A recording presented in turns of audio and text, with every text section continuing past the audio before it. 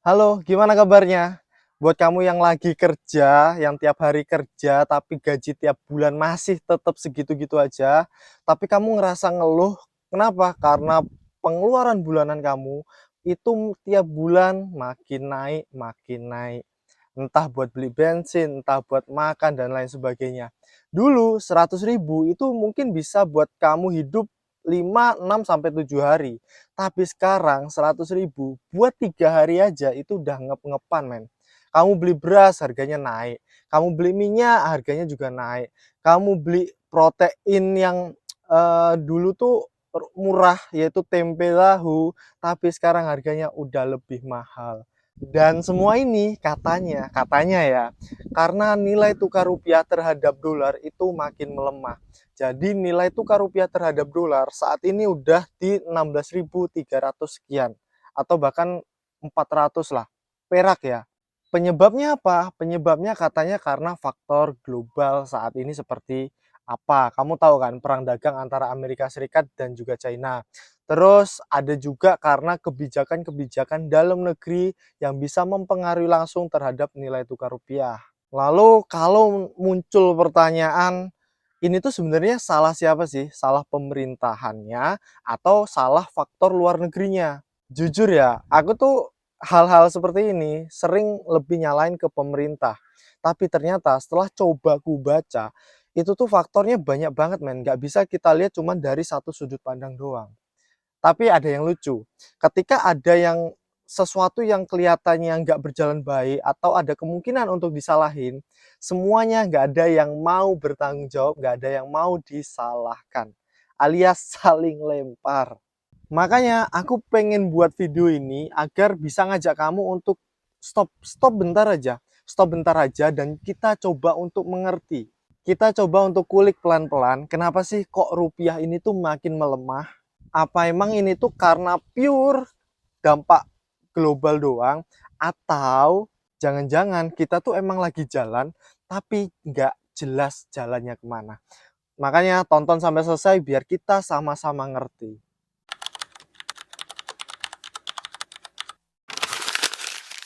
Pertama-tama kita tuh harus sadar bahwa rupiah itu tuh bukan cuman kertas warna-warni yang bisa buat beli jajan, bisa buat beli makan, bisa buat beli beras.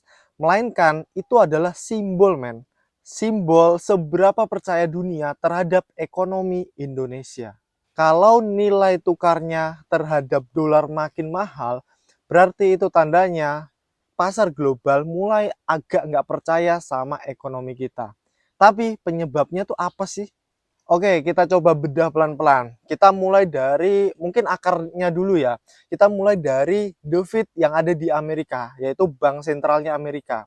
Kenapa aku mulai dari sana? Karena gini, Amerika adalah negara adidaya yang dimana semua kebijakan politik, kebijakan ekonomi yang mereka lakukan itu sangat berpengaruh ke seluruh dunia, terutama negara berkembang kayak Indonesia. Makanya David itu kayak megang remote dunia men. Ketika mereka naikin suku bunga, maka hampir seluruh uang itu nyedot ke sana. Coba ku ibaratin logikanya gini deh. Kalau kamu investor global, kamu akan mikir, ngapain aku naruh uangku di Indonesia dengan resiko yang tinggi? Kenapa nggak ku taruh di Bank Amerika Serikat aja, yang dimana itu jauh lebih aman. Nah, itu adalah salah satu kenapa investor asing cabut dari negara berkembang. Dan itu bukan cuma terjadi di Indonesia, men. Hal-hal itu juga terjadi di negara-negara berkembang yang lain. Yang kuat ya yang devisanya gede, terus ekonominya stabil, dan juga yang nggak terlalu bergantung sama utang luar negeri. Nah, masalahnya kita Indonesia bukan salah satu negara yang kuat, men. Makanya ketika The Fed untuk menahan atau bahkan menaikkan suku bunga, efeknya itu langsung berasa banget, terutama ke rupiah kita. Jadi dolar itu pada masuk ke Amerika Serikat dan keluar dari Indonesia. Yang dimana aku bilang tadi, investor asing, investor luar negeri pada cabut. Ketika permintaan dolar itu naik, terus rupiah gimana? Ya pelan-pelan ditinggalin dong. Dan yang paling ngeselin, ini semua terjadi tanpa kita melakukan kesalahan apapun, men. Kita diem aja bisa ngerasain kayak gitu. Bahkan ketika pemerintah kita juga cuma diem aja, rupiah kita tuh bisa kena tekan, men. Karena kita hidup di dunia ini didikte dengan mata uang yang paling kuat adalah USD.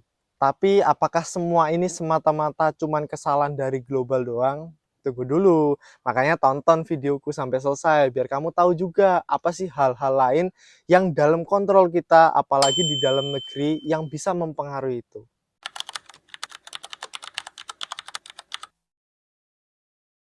Tadi kita udah ngomongin nih faktor luar yang dimana The Fed naikin suku bunga, investor luar negeri cabut, dolar pada pergi ke Amerika. Nah, tapi kita nggak bisa cuma nyalahin faktor luar doang, men. Kita harus lihat pelan-pelan bahwa ternyata apa yang dilakukan atau kebijakan di dalam negeri itu juga mempengaruhi. Soalnya kalau kita cuma berpikir bahwa ini semua kesalahan The Fed, Bank Sentralnya Amerika, kenapa tetangga kita kayak Malaysia, Vietnam, Singapura itu nilai tukarnya nggak separah kita, men, nggak semahal kita, bahkan mungkin lebih bagus daripada kita.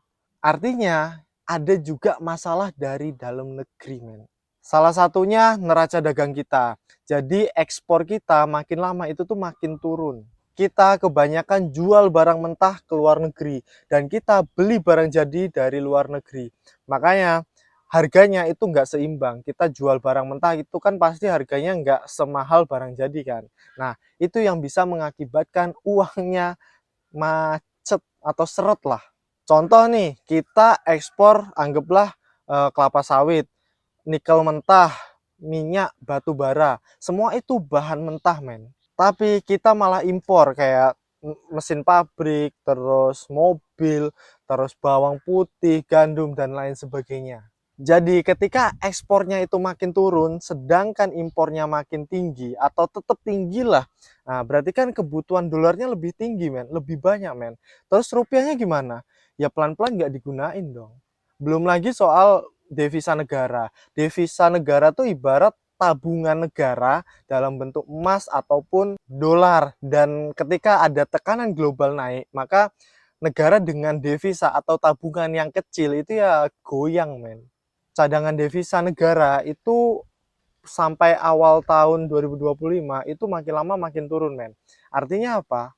Ruang pemerintah untuk menstabilkan nilai tukar rupiah terhadap dolar itu makin sempit. Tapi ketika nanti akhirnya devisa negara makin banyak, ya mungkin ruang untuk menekan angka dari rupiah terhadap dolar, nilai tukarnya itu bisa makin lebar. Tapi apa yang terjadi saat ini kan? Oh iya, jangan lupa utang luar negeri. Kalau kita berhutang dalam bentuk dolar dan dolar harganya makin naik, nilai tukarnya terhadap rupiah makin naik, maka nilainya juga akan ikut bertambah, men. Walaupun nilai dolarnya tetap, tapi kan kita dari rupiah dipindahin dibuat dolar kan. Tekanan dari global saat ini emang kerasa banget. Tapi kalau dalam negeri kita atau rumah kita pondasinya aja nggak kuat, kena angin yang kayak gini, itu tuh bisa ambruk kapan aja.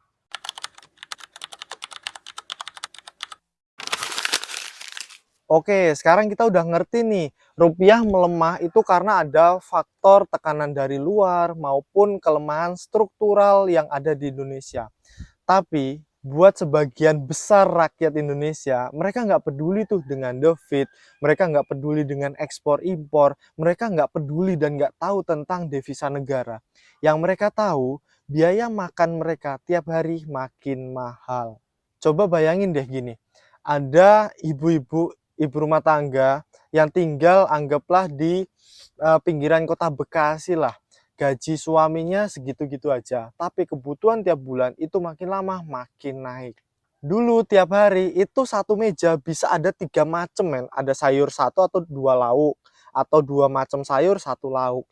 Tapi sekarang buat bikin 2 macam aja udah empot-empotan. Atau pedagang gorengan deh yang di depan sekolahan atau di daerah pasar gitu. Misal minyak naik, gas naik, listrik buat sewa juga naik, terus harga tepung naik. Itu pusingnya. Dia mau naikin harganya, harga gorengannya, itu pun juga takut, men. Takut-takut ketika dia naikin harganya, pembelinya pada kabur. toh yang beli juga sama-sama kelas menengah ke bawah kan. Atau buat kamu nih mahasiswa yang ngerantau, yang sambil kerja part time lah sama kuliahnya. Terus kamu harus bayar listrik, kamu harus bayar kos, harus bayar air, bayar sampah, iuran di kuliah, dan lain sebagainya. Semuanya ikut mahal karena apa? Karena nilai tukar rupiah terhadap dolar itu makin mahal dan itu berpengaruh. Ini bukan lagi soal ekonomi makro, men. Ini soal napas rakyat yang makin pendek. Karena apa? Karena emang tertekan sebegitu. Ya, kalau rakyat Indonesia bisa kayak di Jerman tuh, setiap rakyatnya walaupun nggak kerja dikasih duit dari negaranya. Berarti kan ekonomi mereka stabil, oke, devisanya mereka juga banyak kan. Nah, kalau kayak gitu mungkin rakyat nggak ada yang kempot-kempotan lah, napasnya masih panjang. Tapi kamu tahu kan apa yang terjadi di sekelilingmu? Saat dolar naik, banyak bank-bank itu menyesuaikan cicilannya, men. Yang biasanya cicilan kamu 1 juta per bulan, karena nilai tukarnya makin naik, makin mahal, akhirnya kamu harus menambah beberapa ratus ribu untuk sesuai dengan hitungan bank-bank tersebut. Dan nggak semua orang itu ngerti tentang apa yang terjadi. Nah, buat kamu yang saat ini ngerasain, oh kok kayaknya aku udah irit banget, tapi kok panggah nggak cukup aja. Aku nggak main judi, aku nggak main aplikasi hijau, duitnya juga selalu tak hitung, selalu tak bagi rata, tapi kok masih tetap susah aja. Nah, itu bukan karena kamu yang bodoh, bukan karena kamu yang nggak bisa ngatur duit, tapi karena emang sistem saat ini lagi neken kita, men. Gajinya tetap, tapi pengeluarannya, harganya makin mahal. Nah, ini kalau kamu pengen lebih tahu, mungkin kamu perlu nonton videoku sebelumnya yang ngebahas tentang inflasi. Jadi kamu juga makin belajar tuh tentang apa itu inflasi, terus faktor penyebabnya juga apa. Karena video sebelumnya dan video ini menurutku bisa saling berhubungan. Apalagi buat kamu yang pengen belajar ya.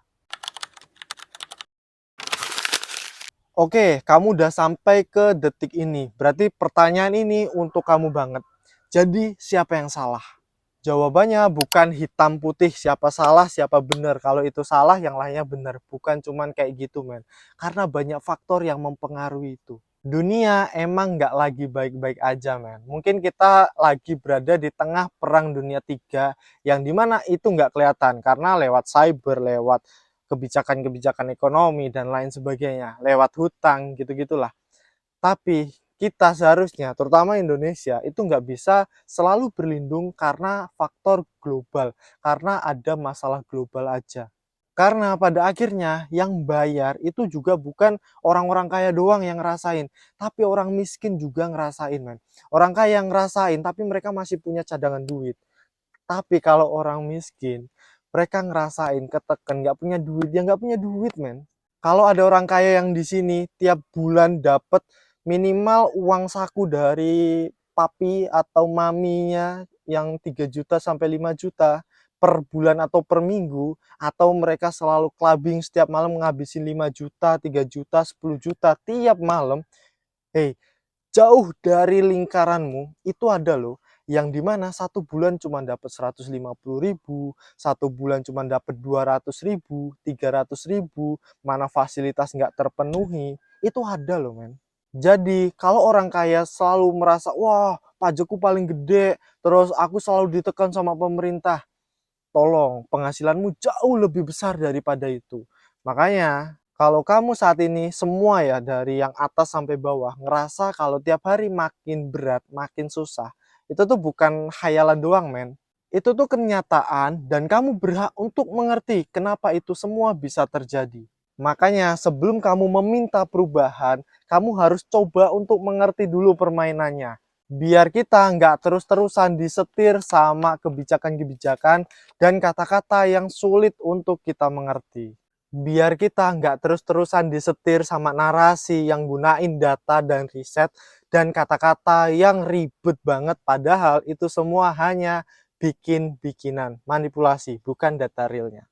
Nah, buat kamu yang udah sampai sini dan ngerasa video ini itu sangat ngebantu kamu dan bikin kamu berpikir, kamu boleh kok share video ini ke banyak platform, bisa kamu share kemanapun, dan jangan lupa untuk subscribe dan like. Itu nggak butuh waktu 5 detik, cukup kamu pencet subscribe dan kamu like videonya, serta ayo kita diskusi di kolom komentar, siapa tahu dari diskusi kita, dari keresahan kita, bisa menimbulkan ide baru atau ruang diskusi yang jauh lebih lebar.